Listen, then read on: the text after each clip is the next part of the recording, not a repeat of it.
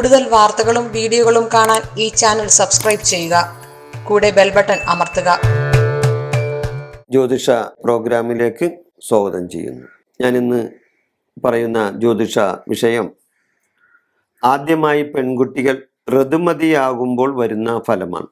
പെൺകുട്ടികൾ ആദ്യമായി ഋതുമതിയാകുമ്പോൾ നമ്മുടെ നാട്ടിൽ ചില സമുദായക്കാർ അത് വളരെ ആഘോഷമാക്കിയും കുട്ടിയുടെ സ്നാനത്തിനുള്ള മുഹൂർത്തം കുറിച്ചും ഒക്കെ വളരെ നല്ല വിധത്തിൽ അത് കൈകാര്യം ചെയ്യും. പ്രത്യേകിച്ച് ചില സമുദായക്കാർക്ക് അത് വളരെ ആഘോഷമായി തന്നെയാണ് അവർ അത് കാണുന്നത്. സമുദായക്കാർക്കൊക്കെ അത് വലിയ സന്തോഷമുള്ള കാര്യവും കൂടിയാണ്. കുട്ടിയുടെ സ്നാനത്തിന് വേണ്ടി മുഹൂർത്തമൊക്കെ കുറിക്കും അവർ. സദ്യവട്ടങ്ങൾ ഒരുക്കിയും ബന്ധുക്കളെയും സുഹൃത്തുക്കളെ ക്ഷണിച്ചും സൽക്കാരാദികൾ നടത്തിയും അവർ അത് ആഘോഷിക്കും. സദ്യവട്ടങ്ങളൊക്കെ ഒരുക്കും, ബന്ധുക്കളെയും സുഹൃത്തുക്കളെയൊക്കെ ക്ഷണിക്കും, സൽക്കാരാദി കർമ്മങ്ങളൊക്കെ നടത്തും. വളരെ ആഘോഷമായി അത് കൈകാര്യം ചെയ്യും. അതിന് തെരണ്ടു കല്യാണം എന്നും തീണ്ടാരിക്കുളിയെന്നും ഒക്കെ നാട്ടുംപുറങ്ങളിൽ പറഞ്ഞു കേൾക്കുന്ന വാക്കുകളാണ്. അതിനെ തെരണ്ടു കല്യാണമെന്നും തീണ്ടാരിക്കുളിയെന്നൊക്കെ പറഞ്ഞ് കേൾക്കാറുണ്ട്. ഇതൊന്നും നടത്താത്ത ആൾക്കാരുമുണ്ട്. ഇന്നിപ്പോൾ ചിലവരൊന്നും അതിനെപ്പറ്റി അത്ര വലിയ കാര്യമായിട്ടൊന്നും ചിന്തിക്കുന്നവരുണ്ടാവില്ല. എന്നാൽ ചിന്തിക്കുന്ന ചില ആൾക്കാരുണ്ട്. അവരത് വളരെ ആഘോഷമായി തന്നെ നടത്തും.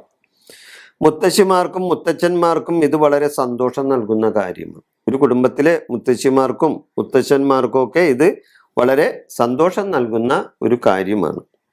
അവരുടെ പിൻതലമുറയിൽ ഒരു പെൺകുട്ടി ഋതുമതിയാകുമ്പോൾ അവർക്ക് വലിയ സന്തോഷം കൊടുക്കും. അത് അവരുടെ പിൻതലമുറയിൽ ഒരു കുട്ടി ഇങ്ങനെ ആകുമ്പോൾ അവർക്ക് വലിയ സന്തോഷമൊക്കെ കിട്ടും. പെൺകുട്ടി പ്രായമായെന്ന് മാതാപിതാക്കളെ ബോധ്യപ്പെടുത്തുന്ന പ്രകൃതിയുടെ നിയമമാണ്. പെൺകുട്ടി പ്രായമായെന്ന് മാതാപിതാക്കളെയും കുടുംബക്കാരെയൊക്കെ അറിയിക്കുന്ന ഒരു പ്രകൃതിയുടെ നിയമമാണ് അത്. അങ്ങനെ ഋതുമതിയാകുന്ന നക്ഷത്രം നോക്കി ചില കാര്യങ്ങൾ ശുഭ സൂചനകളും ഉണ്ട്. ചില കാര്യങ്ങളുണ്ട് ശുഭകരമായ ചില സൂചനകളും ഉണ്ട് അന്നത്തെ നക്ഷത്രം നോക്കിയിട്ട്. അതാണ് ഞാനിവിടെ പറയാൻ പോകുന്നത്.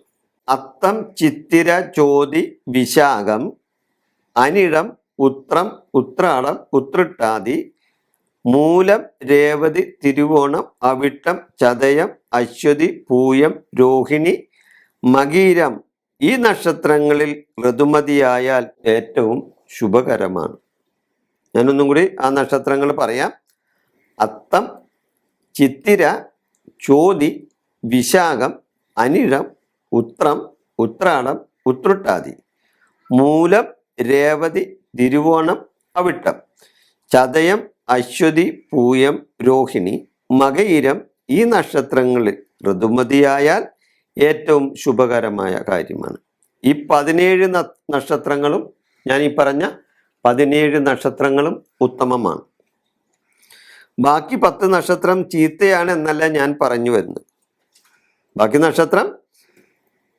10 നക്ഷത്രം ചീത്തയാണെന്നല്ല ഞാൻ പറയുന്നത്. എന്നാൽ മേൽപ്പറഞ്ഞ നക്ഷത്രങ്ങൾ ശ്രേയസ്കരമാണെന്നാണ് പറയുന്നത്. ഈ മേൽപ്പറഞ്ഞ 17 നക്ഷത്രങ്ങൾ ശ്രേയസ്കരമാണ് എന്നാണ് ഞാൻ സൂചിപ്പിച്ചത്. പിന്നെ ഇതിന് സമയത്തിന് ചില പ്രത്യേകതകളൊക്കെ ഉണ്ട്. അതിന് ചില സൂചനകളൊക്കെ തരുന്നുണ്ട്. പ്രഭാതത്തിൽ ആയാൽ വളരെ ശോഭനമാണ്.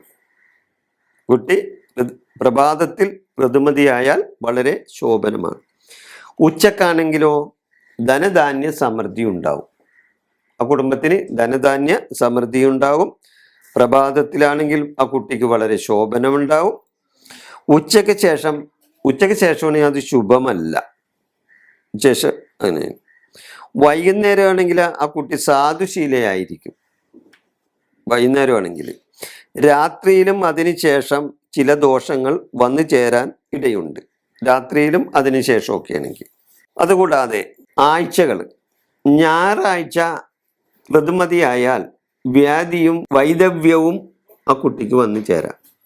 ഞായറാഴ്ച ഋതുമതിയായാൽ വ്യാധിയും വൈദവ്യവും ആ കുട്ടിക്ക് വന്നു ചേരാൻ സാധ്യത ഉണ്ട്.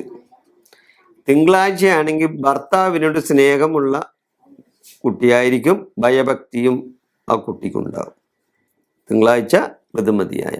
ഭർത്താവിനോട് സ്നേഹം തോന്നും, ഭയഭക്തിയൊക്കെ ഉണ്ടാവും. ചൊവ്വാഴ്ചയാണെങ്കിൽ ദുർനടത്തക്കാരിയായിരിക്കും എന്നാണ് പറയുന്നത്. ചൊവ്വാഴ്ച ദുർനടത്തക്കാരിയായിരിക്കും. അതുപോലെ ബുധനാഴ്ചയാണെങ്കിൽ മഹാഭാഗ്യമാണ്. ബുധനാഴ്ച സംഭവിച്ചാൽ മഹാഭാഗ്യം. വ്യാഴാഴ്ച ദിവസം ഋതുമതിയായാൽ ധനധാന്യ വർധന ആ കുടുംബത്തിനുണ്ടാവും. ധനധാന്യ വർധനയുണ്ടാവും. വെള്ളിയാഴ്ചയാണെങ്കിൽ സന്താന വർധനയുണ്ടാവും. സന്താനങ്ങൾ വർധനയുണ്ടാവും. ശനിയാഴ്ചയാണെങ്കിൽ സന്താന ദുഃഖമുണ്ടാവും. ശനിയാഴ്ച സന്താന ദുഃഖമുണ്ടാവും. ഇവയാണ് ഓരോ ആഴ്ചകളുടെയും ഫലം.